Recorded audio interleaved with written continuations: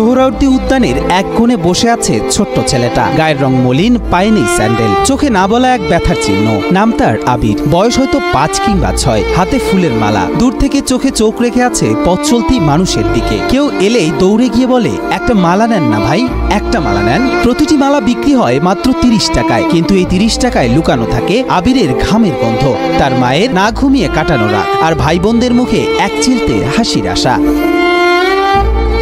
4 বছর আগে হঠাৎ হারিয়ে যায় আবিরের বাবা। একটা দুর্ঘটনায় মৃত্যু হয় তার। সেই থেকে থেমে যায় আবিরদের স্বপ্নের ঘড়ি। স্কুলের ব্যাগটা জোটেনি তার কপালে, আর জীবন তাকে শিখিয়ে দেয় কাঁধে নিতে হয় দায়িত্ব, যেটা শিশুদের নয় বরং বড়দের কাজ। তার মা মালা গাঁথেন। এরপর আবির ও তার 2 বোন মিলে সেই মালা নিয়ে ছুটে পড়ে শহরের পথে। উদ্যানের পাশে, বিশ্ববিদ্যালয়ের সামনে, এমনকি ট্রাফিক সিগন্যালেও তারা দাঁড়িয়ে থাকে, হাতে ফুল এবং চেহারায় প্রত্যাশা নিয়ে। তার ডাক শুনে পাশ দিয়ে হেঁটে যাওয়া মানুষ থমকে দাঁড়ায়। তাদের হাতে হয়তো সময় নেই, কিন্তু আবিরের চোখের ভাষা তাদের থামিয়ে দেয়। তারা একটা ফুলের মালা নেয়। হয়তো সেই ফুলের মালা তাদের কাজে না আসলেও একটি শিশুর অবুঝ হাসির কারণ হতে অনেকেই পাশে দাঁড়ানোর ক্ষণিক চেষ্টা করে থাকেন।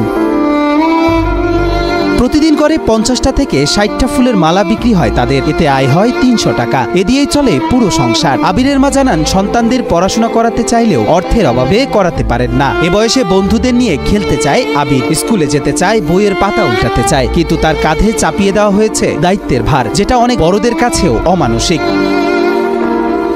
যদি বিকেলবেলা উদ্যানে যান, দেখবেন আবির দাঁড়িয়ে আছে এক কোণায়। কারো পায়ের শব্দ শুনলেই ছুটে যায়। একবার বলেও নয়, 2 বার বলেও নয়, সে বারবার বলে, নেন না ভাই, একটা মালা নেন, আমার মা বানাইছে। প্রতিদিন ব্যস্ত শহরের ব্যস্ত মানুষের ভিড়ে হারিয়ে যাচ্ছে কত শত আবির। তাদের কোনো শৈশব নেই, নেই নিশ্চিন্ত ঘুম। অথচ এই শিশুরাই আমাদের সমাজের নিঃশব্দ যোদ্ধা, যাদের হাতে ফুল কিন্তু হৃদয়ে পাহাড় সম কষ্ট।